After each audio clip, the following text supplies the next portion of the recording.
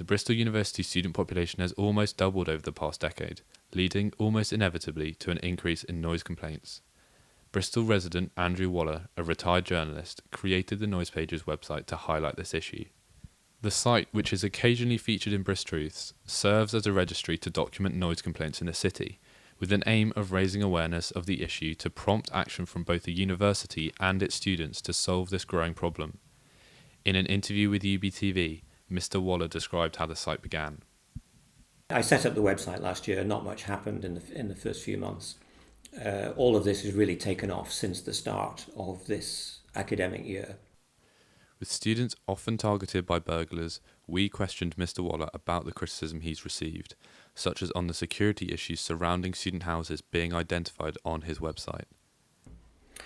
Well, yes, quite a bit of the negative comment about the website has focused on the fact that when I publish incident reports, I do include the street name of the house concerned. The addresses of all these houses are already in the public domain, and I think a lot of students don't realise this. The majority of students are living in what are so-called houses of multiple occupation, HMOs. And any HMO of more than 5 people has to be licensed under a mandatory licensing scheme, which locally is supervised by Bristol City Council. So all the mandatory HMOs, which is pretty much all the student houses, are listed on a public register, which anybody can download simply by going to the council website. I think whenever anybody does anything in life, certainly if you stick your head above the parapet, as it were, you have to be prepared for the possibility that people will take pot shots at you, in the figurative sense, hopefully. Yes, I have to think about the possibilities of backlash. I haven't seen anything so far that particularly worries me. Obviously, I've attracted criticism in some quarters, and that's fair enough. With no clear solution in sight, we asked Mr. Waller about the future of the Noise Pages. Well, yes, I would say that when I set up the website, I perhaps didn't anticipate how all-consuming it was going to become. So I am spending now a lot of time on it. And I don't anticipate that I can sustain this indefinitely. I will have to think about just how I apportion my time. But in my own mind, at least, I've committed myself to do this for at least one academic year in the hope that I can make some sort of difference in that time. And then at a later stage, I will sort of have to reevaluate where all this is going. Every time I think that maybe I should scale down my efforts and reclaim a bit of my life, I open my email inbox and there's another bunch of emails from people saying, thank God somebody's doing something about this. So in a way, I feel I've sort of I've sort of trapped myself in a situation of my own making. I obviously raised expectations and now have to deliver on them. Which is quite daunting. We asked some students for their opinions on noise complaints in light of the issues raised by the website. If we are being too loud or whatever, then we would 100% be happy to tone it down a bit if he says anything. And yeah, I think quite a lot of people would be like that, or definitely should be like that. I think there's kind of, you've got to have some level of respect for your neighbours, even as a student.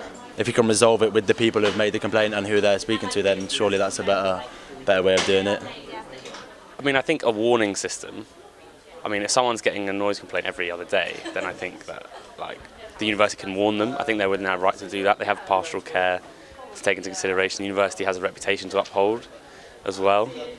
We got a couple noise complaints a few times, and we just listened to them and we just turned the music down, or we wrapped up our pre's and we just went earlier, and it was just an easier way to resolve the situation. We didn't have to take it further, we just listened. So I think that's a good thing to just do. Next, we reached out directly to the residents to talk to them about their experiences. We, in the part of Clifton that we live, as I said, we don't have many students, so we're not bothered by noise. But I think if a polite request to the students to ask if they could, turn down the music or not be quite so noisy would be my first line of attack. One of the things is that this sort of thing can gather momentum. So if it becomes the norm to have parties which go on till 1, 2 o'clock in the morning, that's difficult to rein that back in. We asked whether people were considering moving houses to evade the noise. I've just been speaking to someone about that. If it got bad, yes. People will consider that. Yeah, you wonder where to go, because actually, because there are a lot of students in Bristol, if you want to stay in the middle, so Redland, Clifton, Kingsdown, you're probably going to be faced with, it's difficult to know where to go, to be honest. Speaking to Deputy Registrar Lynn Robinson, we asked what the university is doing to help improve the situation and bridge the gap. I think it's fair to say that when we talk to students who have had those sorts of parties, it's sometimes the case that they just haven't really thought through the impact that it might have on someone who has young children or has a job with an important meeting the next day and they don't really want to be woken up at 2 o'clock in the morning. And therefore we have very few repeat offences, as it were. Sounds rather criminal. So I think sometimes it is lack of thought rather than in intention. So I hope that we can bring people round. And for me, this is far more about having those sorts of discussions and educating people about why you might be upset about that as a neighbour, rather than penalising people. I would prefer not to be penalising people at all.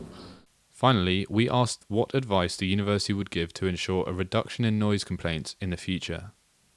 Well, largely I would say don't have large house parties in a small house. I think, not only is it disruptive for your neighbours, it's probably not terribly safe for you. You don't really know who's going to turn up. Some of the ways that the parties are set up are almost certainly unsafe from a fire safety point of view and so on. So, and there are lots of venues in the city that will that are available for free for large parties to be held in. So I think that would be our main advice, but also to get engaged in the community, talk with your neighbours, make sure that you know them. So that does mean actually that if you have a relatively small event that's a bit noisy, they're going to be far more forgiving if they know who you are and know that generally you're trying to fit into the community.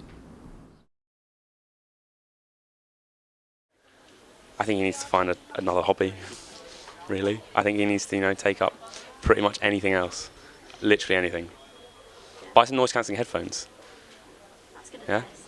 I mean, or earplugs, or move, or grow up.